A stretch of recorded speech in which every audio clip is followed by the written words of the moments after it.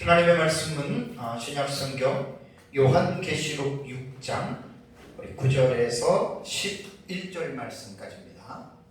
9절에서 11절 말씀 제가 봉독해 드리겠습니다. 이것은 하나님의 말씀입니다.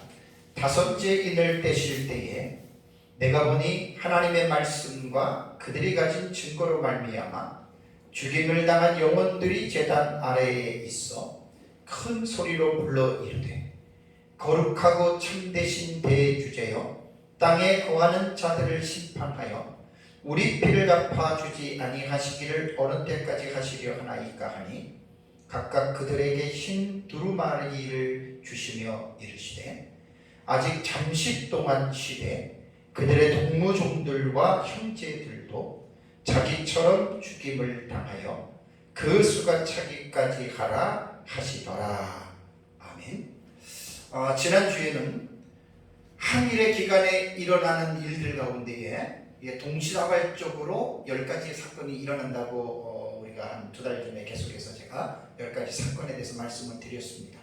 그리고 나서 이제 그 동시다발적으로 일어나는 사건만 한일의 기간 전 3년반 기간에 일어나는 것이 아니라 그 외에 일어나는 사건들이 또 있습니다.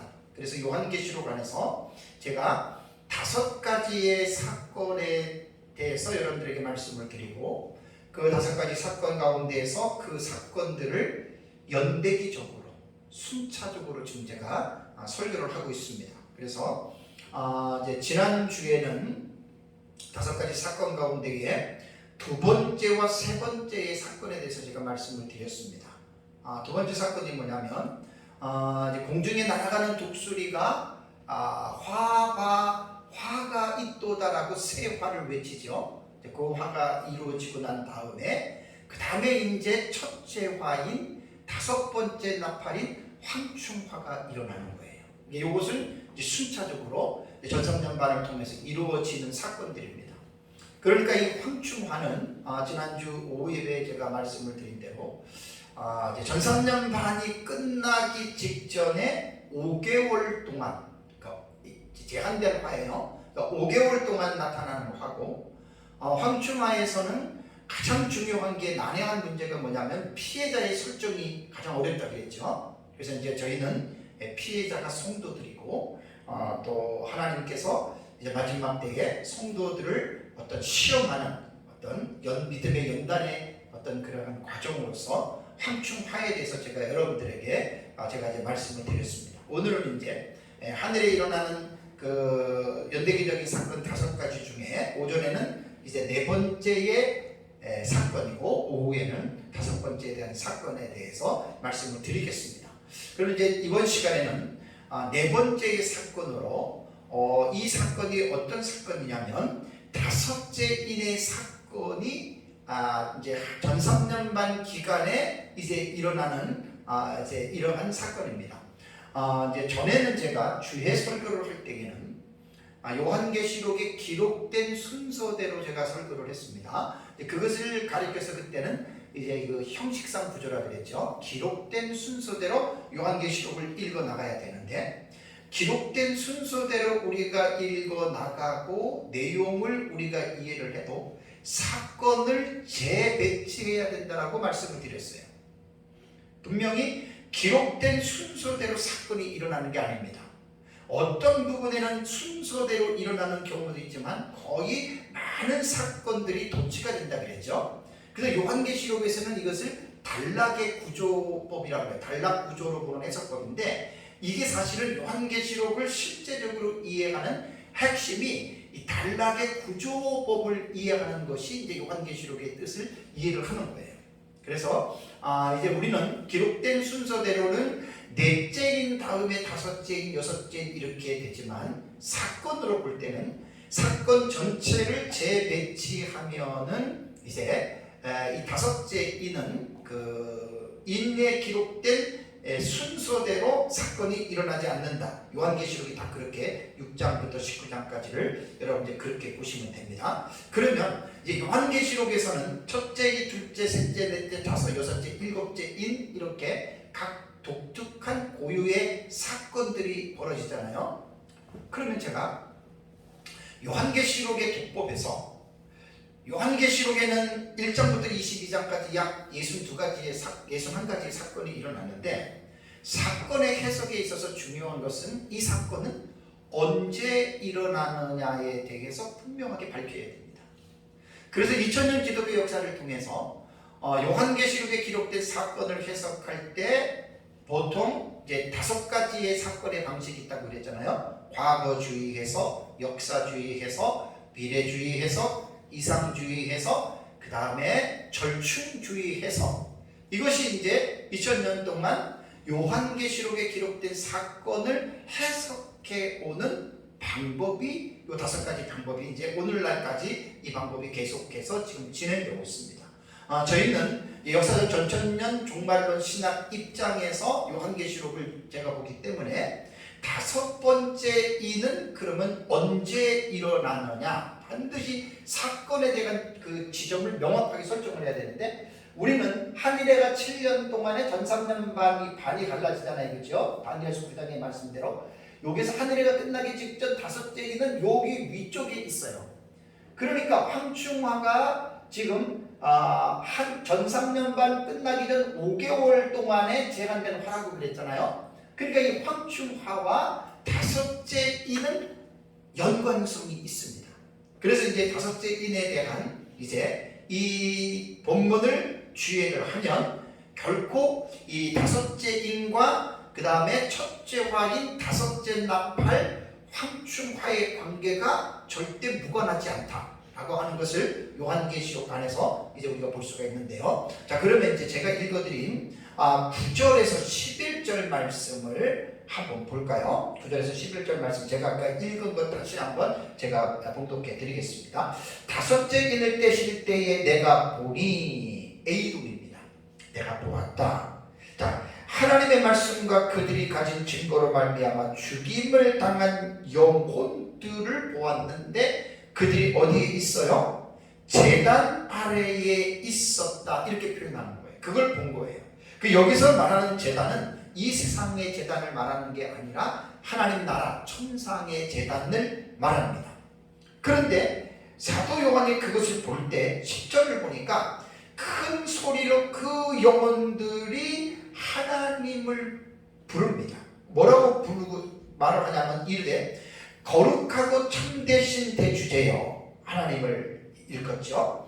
땅에 거하는 자들을 심판하여 우리 피를 갚아주지 아니하시기를 어느 때까지 하시려 하나이까 하니라고, 이렇게 순교자들의 영혼입니다. 육체를 가진 그 몸이 아니고 영혼들이 지금 외치는 거를 사도 요한이 그 영혼들을 보았다, 그 말이죠. 그래서 11절에 뭐라고 하늘에서 음성이 들리냐면 각각 그들에게 흰 두루마기를 주시며 이르시되 아직 잠시 동안 쉬되 그들의 동무종들과 형제들도 자기처럼 죽임을 당하여 그 수가 자기까지 하라 하시더라라는 말씀을 사도 요한이 지금 들었다는 말입니다.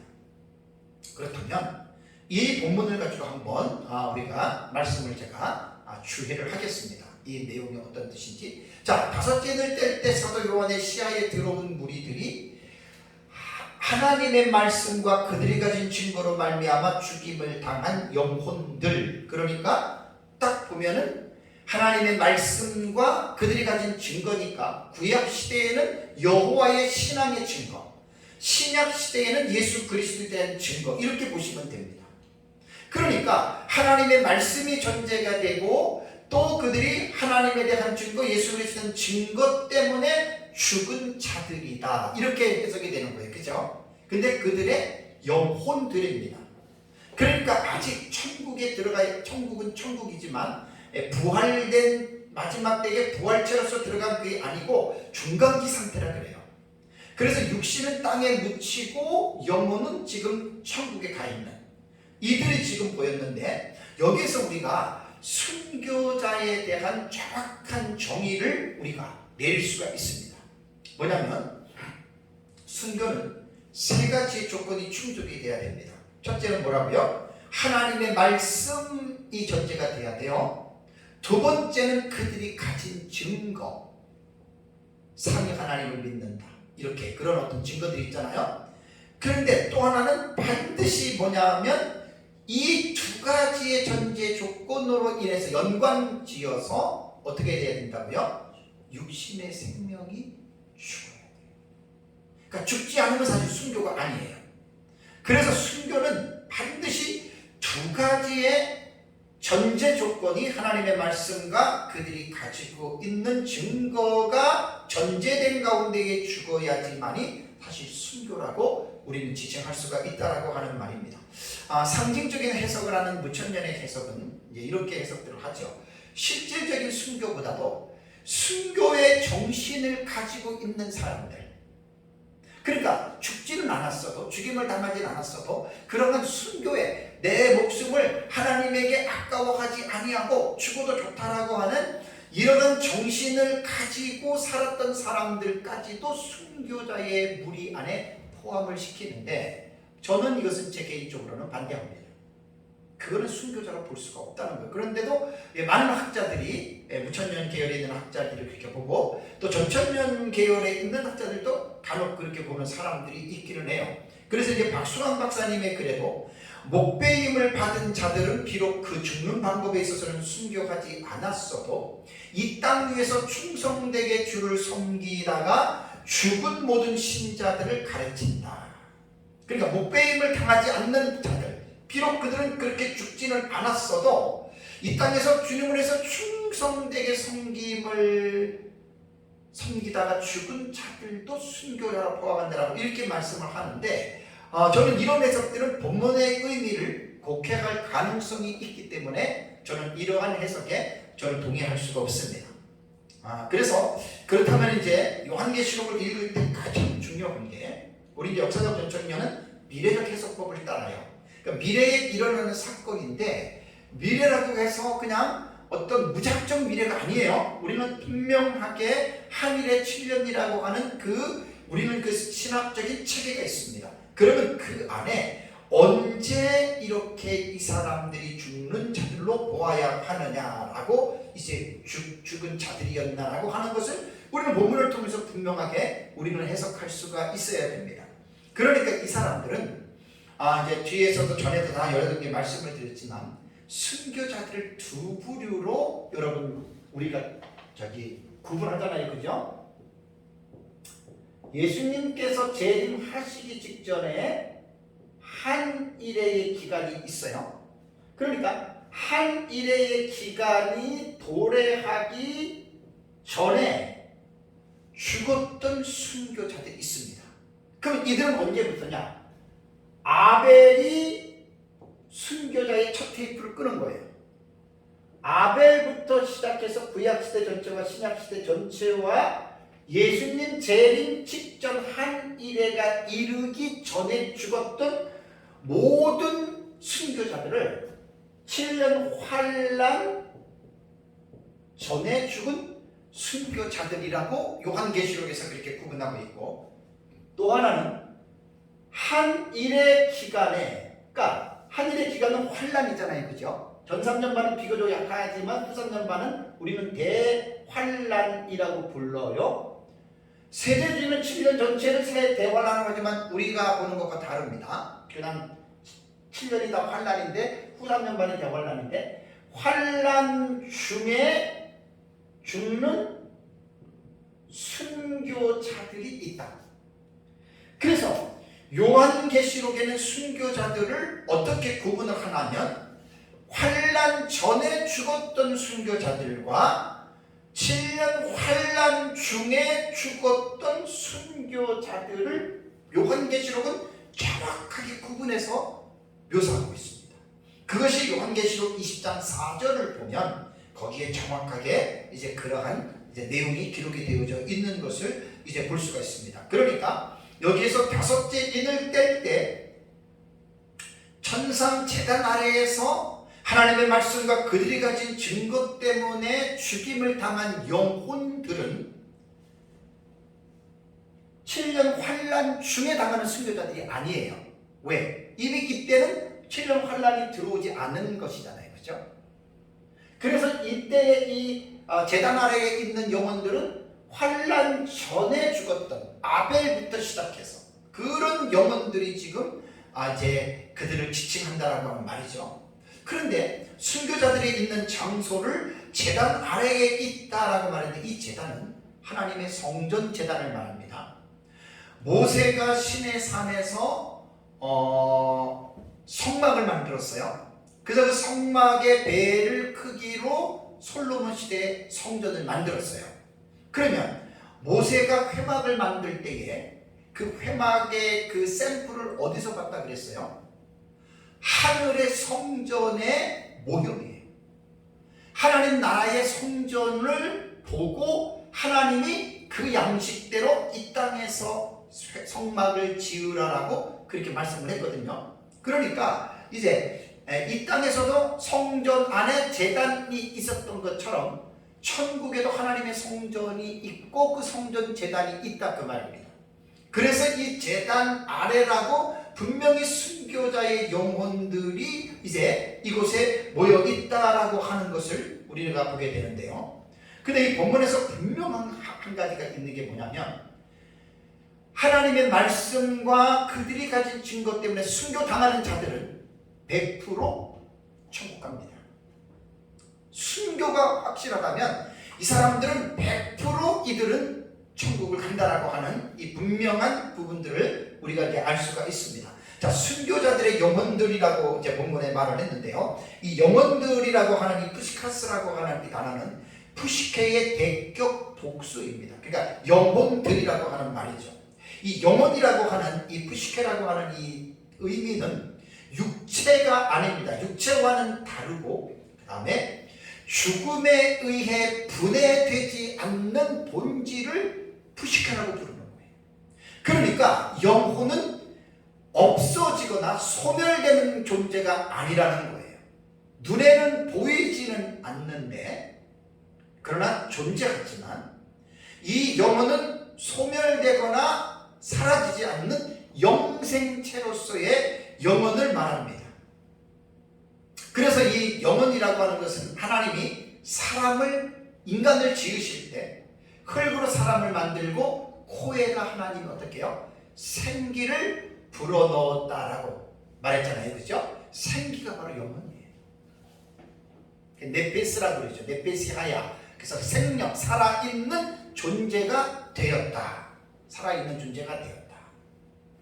그래서 이 영혼은 하나님이 인간을 지으실 때 인간의 존재가 육체와 영혼의 두 가지의 성질을 가진 존재로 하나님께서 이제 인간을 지었다라는 말이죠. 그래서 영혼은 비물질적인 존재로서 인간의 눈으로는 영혼을 이제 볼 수가 없다는 겁니다. 그런데 이상하지 않아요? 영혼은 저도 있고 여러분들도 영혼이 있는데 이 영혼을 우리가 어떻게 해요? 볼 수가 없잖아요. 근데 어떻게 사도 요한은 5째 인의 계시 속에서 어떻게 천상의 제단 아래에 있는 순교자들, 그것도 셀 수 없는 수많은 무리였을 텐데 그 영혼들을 어떻게 사도 요한이 봤을까요? 이 궁금증을 여러분 우리는 이것을 좀 풀어가야 됩니다. 그래서 제 책에도 기록한 대로 교보 시대에 터툴리아누스라고도 하는 이 터툴리아누스의 글에 영혼론 8장 4, 5절에 보면은 참 너무 기가 막힌 내용들이 묘사되어져 있습니다. 터툴리아는 이렇게 말을 했습니다. 영혼이 보이지 않는다는 사실은 그것의 물질적 실체의 본성에 따른 것이며 그 자체의 본성에 의해 정해진 것입니다. 그러니까 영혼은 본성 자체가 보이는 비물질적인 존재라 그 말입니다. 그러면서 뿐만 아니라 바로 그 본성상 영혼은 어떤 것들에게는 보이지 않습니다. 그러니까 육체적인 이런 관점으로는 영혼을 이제 보지 않는다라는 말입니다. 제가 중략하고 그 다음에 말이 영혼이라는 유형의 신체는 이런 말을 또 씁니다.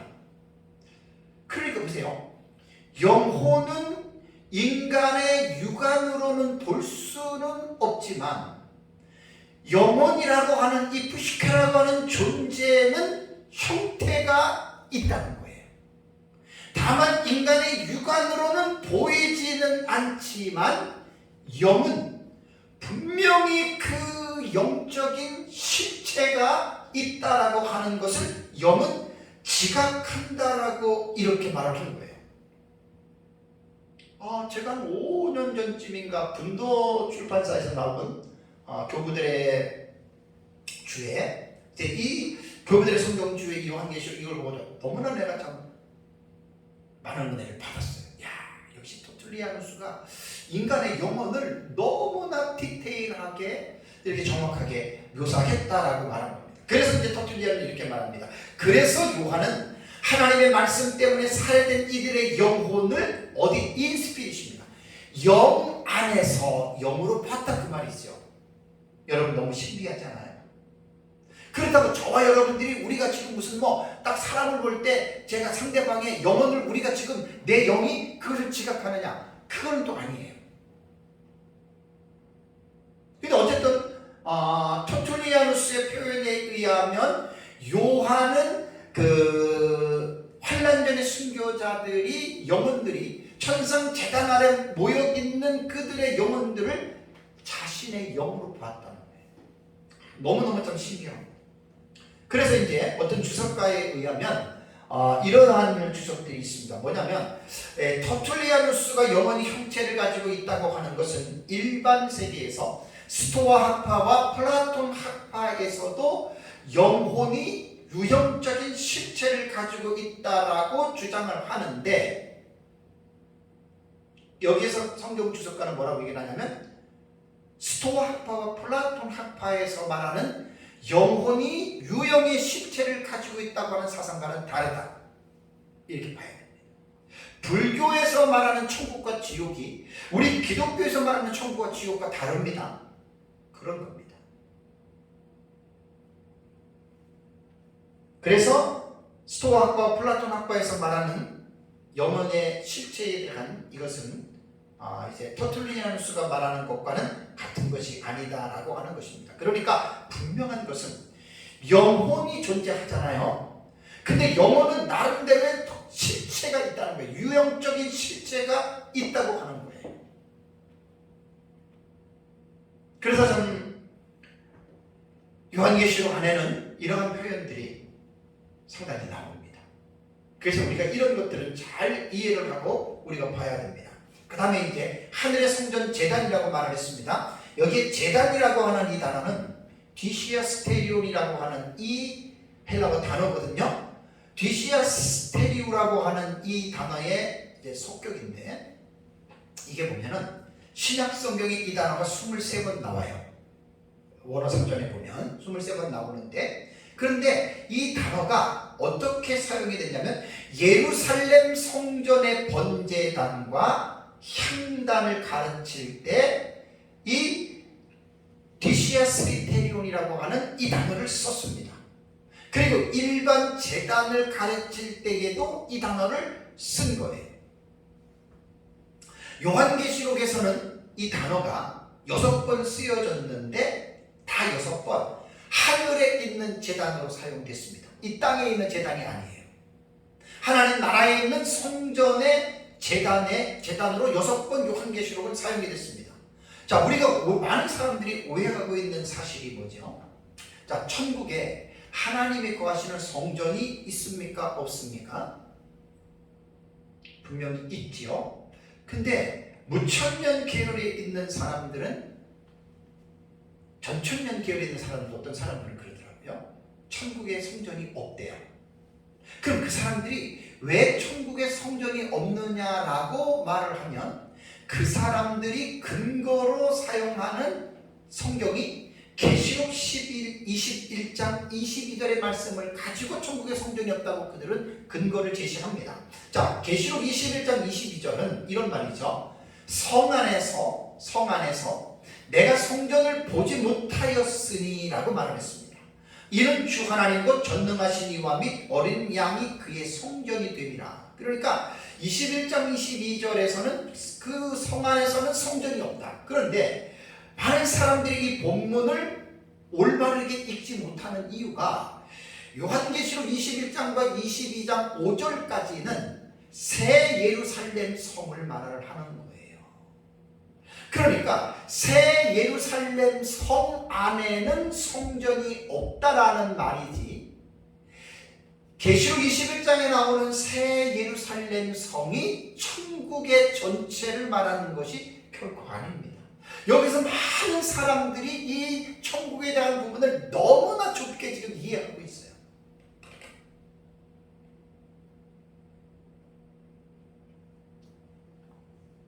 요한계시록을 전체적으로 보시면은요, 계시록 11장 19절, 14장 15절, 그 다음에 17절, 그 다음에 15장 5절, 그 다음에 15장 6절, 8절, 그 다음에 16장 1절과 17절, 계시록 6장 9절, 8장 3절, 5절, 계시록 4장과 5장 전체가 뭘 말하는 줄 아세요? 하나님 나라의 성전을 말하는 거예요.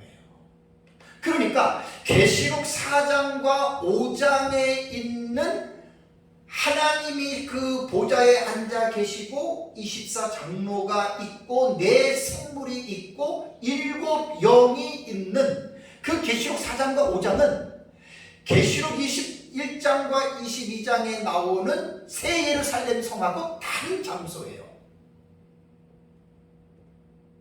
무슨 말인지 이해가 되시죠? 다른 장소예요. 그 많은 사람들이 요한계시록에서 이 부분을 지금 못 보는 사람들이 꽤 있단 말이에요. 그러니까 계시록 21장 아까 22절에 성 안에서는 성전이 없다, 필요 없다라고 하는 이유는 예루살렘 성 안에서는 하나님의 성전이 필요 없다는 이야기예요. 그러면 계시록 21장과 22장의 새 예루살렘 성의 특성을 알아야 돼요. 그거는 뭐냐면 천년왕국이 마치고 죽은 자들 부활하고 크고 흰보자 심판대를 지나서 부활체로서의 구원받은 사람들이 들어가서 사는 장소가 어디예요? 그게 바로 새 예루살렘 성이에요. 그 정확하게 계시록 4장과 5장에 말하는 하나님이 거하시는 그 성전이 있는 곳과 새 예루살렘 성은 다른 장소예요. 구별해야 돼요. 많은 사람들이 이 부분을 이해를 못하고 있더라고요. 그래서 천국에는 성전이 없대요. 그러니까 계시록 21장 22절에 그 예루살렘 성 안에만 없다고 하는 말은 맞지만 천국 자체에 성전이 없다라고 말하는 것은 여러분이 분명히 잘못된 겁니다. 그러니까 영이신 삼위일체 하나님이 무소부재 편재하세요. 어느 곳이나 그 하나님은 영으로서 그분은 거하시지만 계시록 4장을 보면은 분명히 천국의 성전에 보좌에 성부 하나님이 앉아 계신다고 나오죠. 이 성경을 그대로 우리가 볼 수 있어야 돼요. 자, 그 다음에 이제 10절을 한번 볼게요. 순교자들의 영혼들이 지금 하나님께 탄원을 하고 있어요. 탄원. 자, 이 10절을 다시 보시면 큰 소리로 불러 이르되, 하나님에게 지금 탄원하는 거죠. 거룩하고 참되신 대주제여, 땅에 거하는 자들을 심판하여 우리 피를 갚아주지 아니하시기를 어느 때까지 하시려 하나이까 하니라는 말씀이 있습니다. 자, 이 말을 보면 여기서 보면 하나님께 탄원했다라고 하는 말이, 여기에 땅에 거하는 자들이라고 하는 말은 뭐냐면 이것이 역사적인 실제 상황입니다. 그러니까 요한계시록을 무천년에서 바라보는 이상주의로 상징으로만 해석하게 되면 참 여러분 혼란스럽고 난해합니다. 왜냐하면 상징이라고 하는 것은 기준이 없어요. 그러니까 요한계시록을 문자적으로 읽을 때에는 문자적으로 읽어야 되고 상징으로 읽을 때에는 상징으로 읽어야 됩니다. 그러니까 이것은 문자적인 상징적인 사건이 아니라 실제적인 사건이니까 문자로서 우리는 이 본문을 우리는 읽을 수 있어야 돼요. 그러니까 땅에 거하는 자들이라고 하는 말은 지금 이 다섯째 인에서 묘사하고 있는, 표현하고 있는 이 장소는 하늘입니다. 성전 제단 아래입니다. 근데 거기서 지금 이 땅과 연계시켜서 지금 같이 봐야 되거든요. 그러니까 여기서 땅에 거하는 자들이라고 하는 말은 우리는 요한계시록을 6장부터 19장까지 해석할 때 우리의 신학적인 기저가 뭐예요? 6장부터 19장까지 일어나는 사건은 한 일의 기간 동안에 일어나는 사건으로 우리는 해석한다라고 하는 우리 신학적인 기저가 있어요. 그 신학적 입장에서 볼 때 여기서 땅에 거하는 이것은 언제냐면 7년 환란 한 일의 기간 가운데에 적그리스도의 세력이 적그리스도와 거짓 선지자와 음령의 무리들이 이 땅에서 하나님의 백성들을 지금 핍박하고 심지어는 죽이는 이런 상황이라는 이야기예요. 그러니까 그 상황과 연계시켜서 우리는 이 본문을 우리는 해석을 해야 합니다.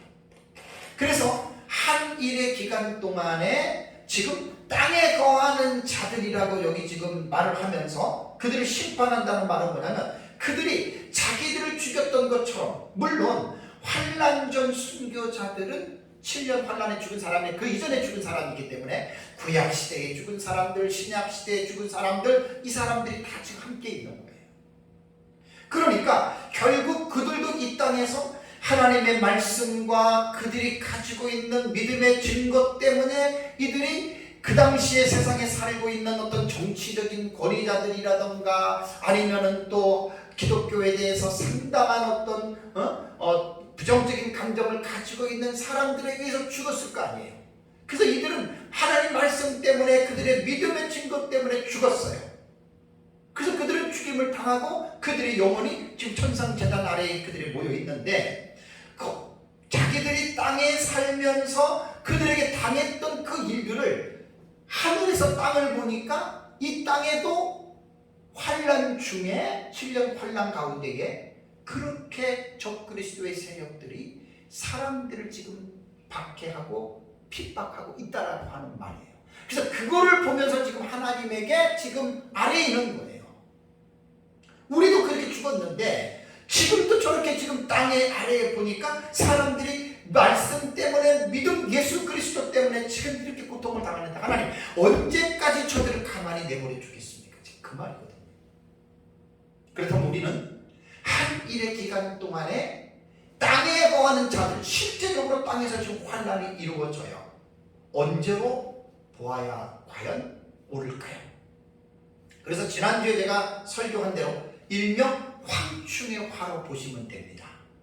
자, 황충화가 전 3년 반 전 5개월 동안에 가해자가 사탄의 무리들이고 피해자가 성도라 그랬죠. 그러니까 황충화의 성격이 딱 맞는 거예요.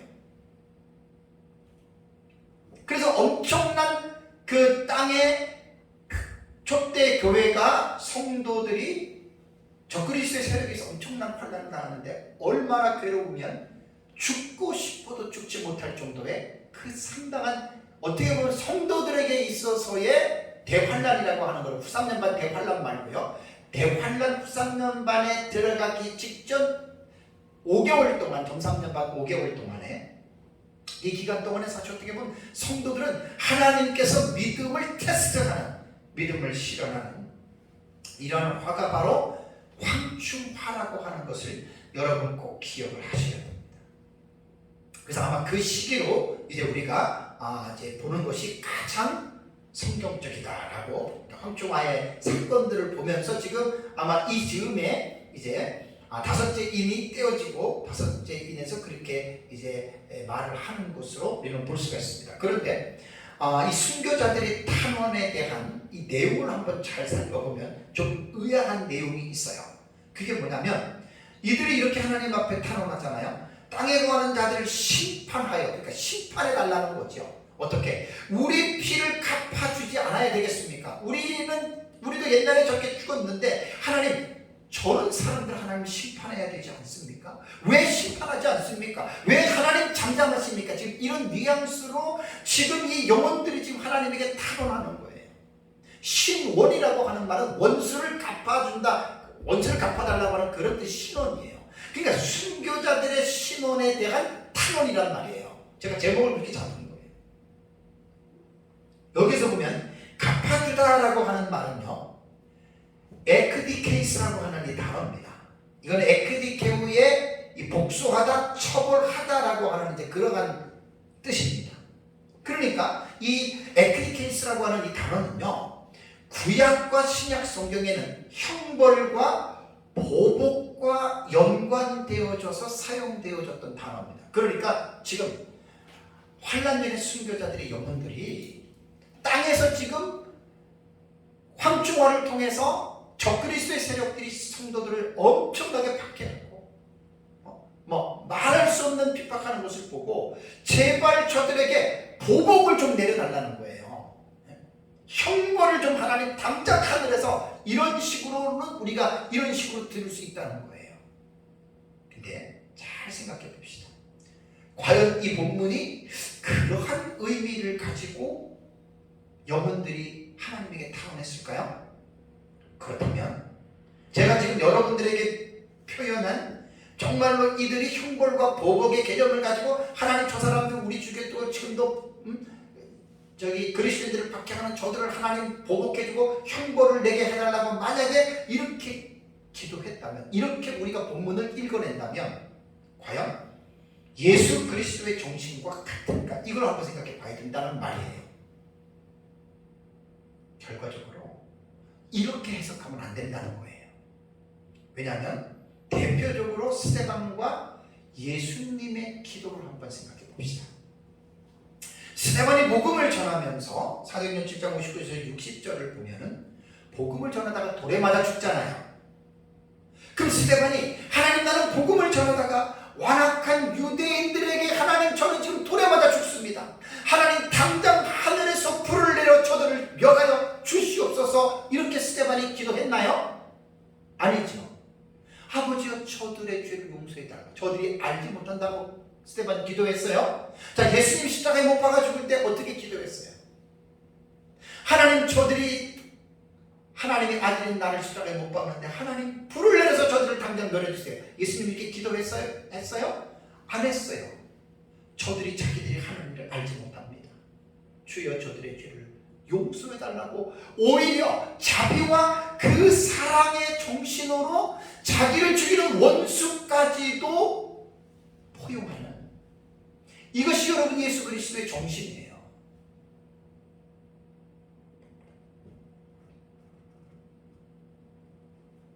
그래서 제가 요한계시록 주의 설교를 할 때에나 또 책을 쓸 때에 교부들의 성경주의를 가지고 몇몇 교부들의 내용을 제가 여러분들에게 소개해주고 교부들은 그렇게 보지 않는다라고 하는 것 거기서 말씀을 드렸습니다. 오이크메니우스라고 하는 이 교부는 6세기 교부입니다. 수사학자이며 철학자. 그 당시에 최고의 그리스어 묵시록 주해를 저술했던 사람인데 이 오이쿠메니우스는 뭐라고 이 본문을 주의할 때 말을 했냐면 이들은 사람을 벌주라고 청하는 것이 아니라 현세적인 것 안에 살기 좋아하는 마귀들을 벌주라고 청하는 것입니다. 이렇게 주의를 했습니다. 그러면서 사랑을 지닌 성도들이 같은 인간들에게 분개하여 일어설 리가 없습니다. 그래서 이들이 분개하는 대상은 사람을 파멸로 이끄는 자들입니다. 마귀를 악한 영들을 사람 속에 들어가서 인간에게 핍박과 환난과 죽임과 고통을 주는 그 악한 영들 마귀를 하나님 심판해달라고 하는 이렇게 오메쿠네이우스는 이렇게 지금 주석을 했습니다. 다음에 프리마시우스라고 하는 이 사람도 6세기의 교부입니다. 묵시록 주에게서 이 프리마시우스는 북아프리카 하드루메툼의 주교였다고 합니다. 이분의 주해를 보면 이렇게 말을 했습니다. 성도들의 외침은 그들이 마치 저기에 불타 복수를 바라는 것처럼 육적인 방식으로 이해해서는 안 됩니다. 이렇게 여기서 주해를 했어요. 그리고 우리는 넘치는 사랑으로 원수를 사랑해야 한다는 것을 압니다. 그러니 성도들이 죄의 왕국을 반대하여 또 우리가 아버지의 나라가 오시며 라고 말하는 그런 나라를 소망하는 마음에서 기도하고 있었다고 하는 것이 분명하다라고 프리마시우스는 이렇게 주의를 했고, 그 다음에 카시오도루스라고 하는 이 사람은 그 5세기, 6세기 경의 교부거든요. 이 사람도 시편 해설에서 이렇게 그 당시에 서방 수도 제도의 창시자고 상당히 어떤 그 자신의 용지에 비바리움이라고 하는 수도원을 세울 만한 그런 유명한 사람이었는데 이 사람은 어떻게 지금 카시오도로스는 주의를 하냐면 여기에서의 기도는 원수의 회개를 지향하는 것으로 보입니다. 언제까지 저들을 하나님께서 저들에게 심판하지 않고 가만히 내버려 둡니까? 라고 하는 이 말을 원수의 회개를 지향하는 것으로 이 사람은 주의를 했습니다. 그들이 이승에서 현재의 응징을 받게 되면 영원한 저주라는 파멸을 받기 때문에 결국은 그들에게 원수들을 회개하는 어떤 그러한 의미로서 기도했다라고 말을 합니다. 그러면서 뭐라고 얘기하냐면 순교자들이 믿음이 좋잖아요. 덕망 높은 이 사람들은 내 원수를 위해 기도하여라. 너희를 미워하는 이들에게 선을 행하여라. 같은 계명을 지키는 이들이기 때문에 잔인한 복수의 마음을 가지고 그렇게 예수님에게 탄원했다라고 할 수 없다라는 말입니다. 다음에 존자베다라고 하는 사람은 7, 8세기 교부예요. 묵시록 해석에서 뭐라고 이제 이야기를 하냐면 그들은 원수에 대한 증오에서 이런 기도를 하는 것이 아닙니다. 원수에 대해서 파멸을 위해서 기도가 아니라는 거예요. 그들은 이승에서 원수를 위해 중재했던 사람들이었습니다. 라고 말을 합니다. 그러면서 죄의 왕국이 파멸하고 그들이 죽은 육신이 부활하는 심판의 날이 오기를 기도하는 것입니다. 라고 이렇게 주의를 했습니다. 그래서 교구들이 주의와 같이 우리는 이 본문을 오해해서는 안 될 것이 환난전 순교자들이 자신들의 개인의 보복과 원한을 가지고 원수들을 멸해주기를 기도했다라고 우리는 볼 수가 없다. 좀 더 간결하게 간단하게 말씀을 드린다면 원수 갚는 것은 사람에게 있는 게 아니고 하나님의 공의에 있기 때문에 여기에서 순교자들은 하나님의 공의에 탄원한 것으로 봐야 된다는 거예요. 그 순교자들이 자기네들이 죽고 그러니까 하나님 우리를 죽인 저 같은 무리들 원수를 갚아주시고 불러내려 이렇게 했다고 우리는 해석을 하면 안 된다는 거예요. 다음에 이제 하나님의 응답을 볼까요? 11절을 보시면 각각 그들에게 흰 두루마리를 주시며 이르시되 아직 잠시 동안 쉬되 그들의 동무종들과 형제들도 자기처럼 죽임을 당하여 그 수가 차기까지 하라 하시더라 라는 말이 나옵니다. 자, 하나님은 이제 이 순교한 영혼들에게 흰 두루마리를 주십니다. 그래서 잠시 동안 쉬라라고 위로의 말씀을 했는데 그렇다면 흰 두루마기의 의미는 무엇일까요? 하나님이 주신 흰 두루마리는 무엇일까요? 이걸 상징으로 봐야죠. 자, 여기서 흰 두루마리는 믿음으로 구원받은 성도들에게 주어지는 하나님 나라의 의복으로 상징적인 해석을 하고 순결과 승리의 상징이다라고 이제 이렇게 주경학자들은 아주 상징적인 해석을 합니다. 그리고 잠시 동안 쉬어야 할 이유가 있습니다. 왜냐하면 이제 하나님의 공의의 심판의 때가 가까우잖아요. 우리는 지금 한일의 해석법으로 볼 때 전 3년반에 지금 맞춰지는 시점이에요. 그럼 이제 후 3년반 3년 6개월 남았어요. 그럼 예수님이 재림하고 어떻게 돼요? 이 세상이 불심판 받죠. 그게 하나님의 공의입니다. 그러니까 지금 얼마 남지 않았어요. 정말 얼마 남지 않는 거예요. 지금 이 상황이 되면. 그러니까 잠시만 쉬라는 거예요. 잠시라고 하는 말, 이 미크로스라고 하는 이 단어는 결코 긴 시간이 아닙니다. 전산전만 마지막 첫째와 홍충화 끝나고 둘째와 유브라데 전쟁이 일어나고 후삼년만 대환란 속에서 후삼년만 마지막에 셋째 화인 7번째 나팔이 불릴 때 7 대접이 쏟아지죠. 그러면 하나님의 공의의 심판이에요. 그러니까 순교자들의 영혼이 땅에 거하는 자들을 심판하시네요. 그동안에 그래서 이제 그 지구가 멸망할 때 요한계시록의 뒤에 보면은 한번 가볼까요? 몇 장이냐면 18장을 한번 가보세요. 18장을 가보시면 이 세상을 심판할 때 18장 24절을 가보세요. 자, 요한계시록 18장은 큰성 바벨론 멸망이잖아요. 세상이 부심판 받는 내용을 몇 가지의 중요한 부분들을 클로즈업 시켜가지고 쓴 게 바로 18장 세상의 멸망이에요. 자, 18장 24절을 보시면 선지자들과 성도들과 및 어떻게 해요? 땅 위에서 죽임을 당한 모든 자의 피가 그 성중에서 발견되었느니라 하더라요.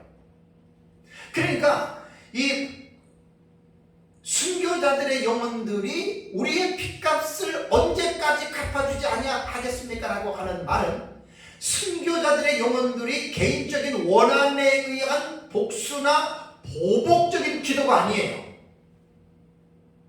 교부들의 해석에서 우리가 보았던 것처럼 공의로서 심판하시는 하나님께 그들이 탄원한 것으로 봐야 됩니다. 그래서 예수 그리스도 재림 이후에 이 세상을 하나님이 불로 심판하실 때에 18장 24절에 핏값에 대한 하나님의 보복으로 하나님께서 이 세상을 심판했다라고 하는 것을 봐야 됩니다. 근데 이 하나님의 말씀 속에서 특이한 게 하나가 있는 게 뭔 줄 아세요? 그 11절을 보면 저희 동무종들과 형제들이라고 하는 표현이 나오죠. 저희 동무들과 형제들도 뭐라 그랬습니까? 자기처럼 죽임을 받아 그 수가 자기까지 하라라고 하는 이 말씀의 해석을 잘 해야 돼요. 참 이게 너무너무 신기한 게 뭐냐면 하나님의 그 선택자들은 이미 창세전에 하나님이 선택해 놨어요. 그죠? 하나님이 기쁘신 뜻으로 선택해 놨어요. 수요가 있다는 말이죠. 자, 그와 마찬가지로 순교자들도 우리는 모르지만 하나님 편에서는 정해졌어요. 수요가 있어요. 우리는 몰라요. 그걸 지금 말하는 거죠. 근데 본문에서 우리가 중요한 것은 뭐냐면 동무종들과 형제들이 한 부류입니까? 아니면 두 부류입니까? 이것이 이제 본문을 주해할 때 원문 주해로 들어가면 이 부분에서 문제가 될 수 있어요. 그래서 요한계시록의 주해에서 최고의 주석가라고 할 수 있는 데이비드 아우네 혹은 온이라고도 하는 이 주석이 저한테 있는데 그 주석을 보고 제가 제 책에다가 인용을 했습니다. 여기서는 두 가지의 견해가 있습니다. 동무종들과 형제들을 두 부류의 대상으로 토론을 해석했습니다. 두 부류로 보는 이 해석들은요. 제가 원문을 들어가서 이제 그 아우네의 그 주해를 가지고 제가 원문을 살펴봤습니다. 여기 보면은 그 동무종들이라고 하는 말은 뭐냐면 쉰둘로이라고 하는 말은 쉰이라고 하는 말은 이게 전치사가 이게 뭐뭐 함께라고 하는 뜻이거든요. 둘로이는 종들이에요. 그러니까 종들과 함께하는 그래서 이제 동무종들로 이렇게 단어를 썼습니다. 근데 그 앞에 보면 카이라고 하는 그리고라고 하는 접속사가 들어가요. 그리고 또 그 뒤에 보면 형제들 그랬잖아요. 그죠? 이게 아델포이거든요. 아델포스는 단수지만 아델포이는 복수예요. 그러니까 형제들인데 그 앞에도 카이가 들어가요. 접속사가. 그러니까 뭐냐면 그리고 동무종들과 또 그리고라는 말이에요. 그리고 형제들. 그러니까 이렇게 원문을 읽는 사람들은 두 부류로 보는 거예요. 두 부류로. 그러니까 이렇게 해석을 하려면 동무종들은 누구고 형제들은 누구냐에 대해서 주해를 분명하게 밝혀야 되는데 거기에 또 하나의 해석이 뭐냐면 두 부류가 아니라 한 집단이다.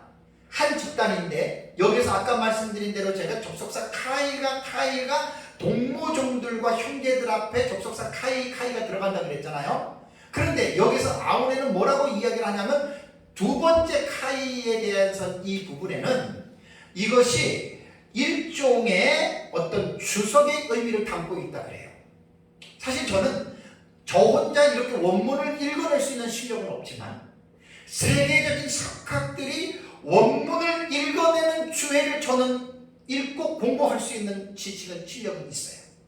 그래서 제가 이것을 공부하다 보니까 여기에서 아우네가 말한 이 카이가 두 번째의 카이가 주석으로 볼 때에는 일종의 부연 설명으로 보시면 됩니다. 그러니까 뭐냐면 동무종들과 그 다음에 카이를 그림으로 해석하는 게 아니라 즉 저희 형제들, 그러니까 이미 환난 전에 하나님의 말씀과 그들이 가진 증거 때문에 순교를 당한 그들의 동무종들이라는 말이에요.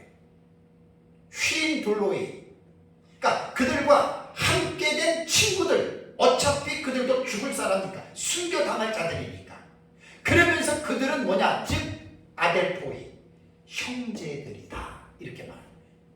그래서 제가 두 가지를 놓고 첫 번째의 의미를 제가 본문을 소개를 한다면 동무종들은 누구고 형제들은 누구고를 두 파트로 또 이 본문을 주석을 해야 되는데, 저는 첫 번째 두 부류보다는 마지막에 카이 접속사를 일종의 부연으로 해석하는, 그렇게 한다면 저희 동무종들, 즉 부연 설명하는 거예요. 저희 형제들로 해석하는 것이 저는 옳다고 봅니다. 그렇다면 11절에서 하나님이 말씀하신 내용대로 순교자들의 영혼들에게 그들의 동무종들과 형제들, 이것은 두 부류가 아니에요. 한 부류인데 자기처럼 죽임을 당하여 그랬습니다. 그러니까 이 땅에서 모두가 죽는 것은 아닌데 죽는 순교를 당한 자들이 있다는 이야기예요. 그러면서 뭐라 그랬죠? 죽임을 당하여 그 수가 차기까지 하라 하시더라. 여기에서 우리가 읽을 수 있는 게 뭐죠? 순교자의 수요는 정해져 있다는 겁니다. 누가 정했어요? 하나님이 아시는 거예요. 그래서 우리는 전지하신 하나님, 전지성에서는 모든 것을 다 하시는 하나님의 능력입니다. 그래서 그 수가 차기까지 하라라고 하는 이 말씀 속에서 참 놀라운 게, 하나님이 순교하는 자들까지도 하나님이 다 알고 계십니다. 하나님이 순교시킨 게 아니에요. 하나님이 알고 계세요. 순교는 자기가 결정하는 거예요. 총칼 앞에 나 죽기 싫어 그러면 순교 안 할 수 있잖아요. 그것이 로마 제국 시대의 신약 시대에 일어났던 일 아닙니까? 원형 경기장에서 기독교인들을 잡아다가 짐승에게 먹이로, 또 나무 위에다가 불살라 죽이는 화형의 도구로 쓸 때 많은 그리스도인들이 죽음을 선택했습니다. 나 예수 안 믿어 그러면 살 수 있는데 자기들의 의지로 난 예수님을 부인할 수 없습니다.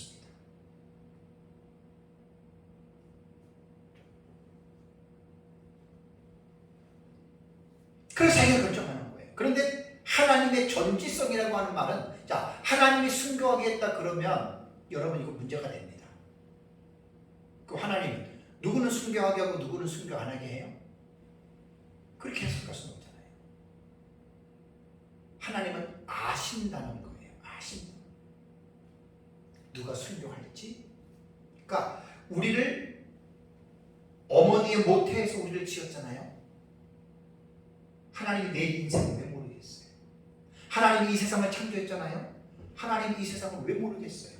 알파와 오메가, 처음과 마지막이신데, 그게 하나님의 전지성이에요. 꼭 하나님이 정했다라기보다는 하나님이 아신다라고 사실 해석하는 게 좋습니다. 순교는 순교 당하는 그 사람이 결정하는 거예요. 믿을래? 안 믿을래? 안 믿으면 살려주고 믿으면 죽일 거야. 그때 그 사람이 결정하는 거예요. 살고 싶으면 안 믿어 라고 죽진 않겠죠. 그러나 죽어도 나는 믿음을 포기할 수 없어. 그러면 죽는 거예요. 그게 순교자예요. 그래서 하늘의 환란 가운데에 이 땅에서 환란 전에 죽었던 순교자들, 그러니까 동무종들이 있다는 거예요. 쉰둘로의 종들, 함께하는 종들. 그래서 동무종들이란 말이에요. 쉰둘로이. 순교자들에 대한 성경적인 이해는 아까 말씀드린 대로 환란 전에 죽었던 순교자들과 7년 환란 중에 죽는 순교자들이 있다라고 하는 것 여러분 꼭 기억을 하셔야 됩니다. 제가 요한계시록을 연구를 하면서 이런 것들을 공부를 해내는 거예요. 안 그러면은 이런 것들을 발견해낼 수가 없어요, 사람들이. 참 요한계시록에는 인류 종말에 일어나는 참 그 많은 그런 어떤 내용들이 많이 있습니다. 그런데 여기에서 그러면 동무종들은 누구겠느냐? 오후에 제가 설교하는 내용입니다. 바로 두 증인들입니다. 천년 환란 중에 짐승에 의해서 적그리스도의 세력에 의해서 죽는 사람들이 많는데 황충한 때는 한 명도 안 죽어요. 하나님이 죽이지 못하기 때문에 안 죽는데 황충한 이전에 죽는 사람들은 순교자의 반열에 들어갑니다. 그런데 그들 외에 두 증인이 계시록 11장을 보면은 1260일 마치고 오후에 설교할 내용인데 다 죽지요, 그죠? 1260일 마치고 이들이 바로 쉰둘로이로 보면 돼요. 환란 전에 죽었던 순교자들의 쉰둘로이 동무종들이에요. 함께하는 순교자들이라 그렇게 보시면 돼요. 그래서 두 증인에 대한 수요는 7장의 14만 4천으로 우리는 같은 내용으로 우리는 해석을 하죠. 그러니까 문자적인 14만이 될 수도 있고 상징일 수도 될 수 있고 그건 모릅니다. 저는.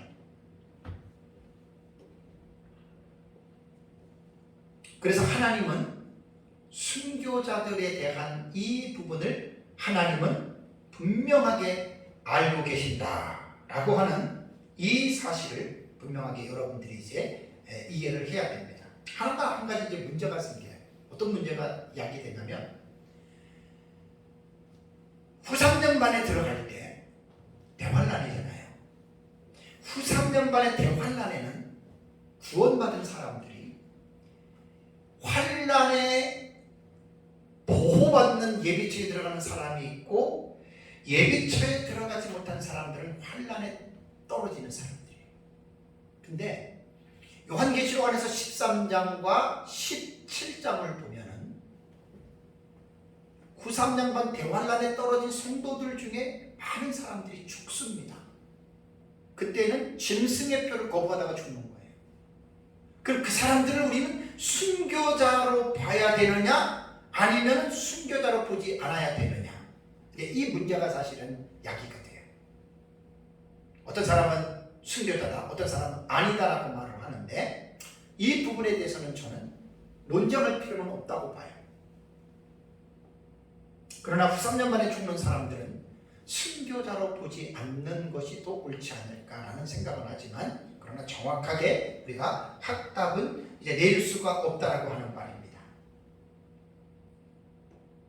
그래서 이게 동무종들의 순교는 오후의 설교와 곧바로 이어집니다. 오후에 이제 그 두 증인들이 죽는, 그렇게 해서 오전 설교와 함께 연결해서 이렇게 보면 됩니다. 사랑하는 성도 여러분, 이 다섯째 일의 내용은 순교자들에 대한 귀한 정보를 우리에게 제공하고 있어요. 성경 어디에도 이런 내용들이 없어요. 네? 요한계시록에서 나오는 아주 특별한 그러한 내용입니다. 순교라고 하는 것은 두 가지의 요건이 충족돼야, 전제가 돼야 돼요. 하나님의 말씀, 그 다음에 그들이 가지고 있는 증거. 요 두 가지가 전제가 된 가운데에 반드시 육체의 생명이 죽어야 돼요. 그래야지 순교라고 우리는 말할 수가 있고요. 또 순교라고 하는 것은 성도 입장에서 하나님을 사랑하고 하나님을 섬기는 최고의 방법이 여러분 순교입니다. 우리가 하나님을 사랑하는 방법이 여러 가지예요. 셀 수 없을 정도로 많아요. 그러나 하나님을 사랑하는 최고의 방법이 무엇이겠느냐? 저는 순교라고 말하고 싶습니다. 하나밖에 없는 목숨을 하나님의 말씀 때문에, 우리가 믿는 예수 그리스도의 증거 때문에 하나밖에 없는 내 목숨을 하나님 앞에 드리는 것이 가장 하나님을 사랑하는 최고의 방법이 아니겠느냐라고 하는 말입니다. 그래서 하나님은 순교자들에게는 최고의 상을 주시는데, 그 최고의 상이 뭐냐? 해 아나스타시스, 해 프로테, 첫째 부활입니다. 첫째 부활이라고 하는 이 용어는 되게 중요합니다. 요한계시록에 나오죠. 첫째 부활. 이는 첫째 부활이라. 아, 너무너무 멋있는 말. 해 아나스타시스, 네. 해 프로테, 이렇게 되는 거예요. 해 아나스타시스, 해 프로테, 첫째 부활이라. 너무 멋있는 말. 사람들 가운데 이 영원한 부활이에요. 그래서 이 첫째 부활자가 환난 전에 순교자들과 환난 중에 순교자들이 사람으로서 첫 번째로 부활시키는데, 이것이 사람으로서의 최고의 큰 상을 하나님이 수여하시는 거예요. 부활로.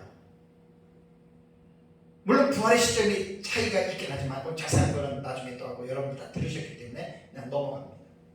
그래서 이 첫째 부활자들이 천년왕국에 들어가면, 부활체로 이들은 천년왕국에 들어가서 왕노릇, 예수님과 더불어 왕권자가 되고, 천년왕국은 일반 백성들이, 성도들이 육체를 가지고 들어가서 천년 동안에 이 땅에서 그리스도의 왕국 안에서 살다가 천년왕국 마치고 이제 부활체로 하나님 나라로 모두가 다 들어간다라고 하는 거 잘 기억하시고요. 오늘도 이 말씀을 잘 기억하고 믿음으로 승리하는 삶을 살아가시기를 주님의 이름으로 축복합니다.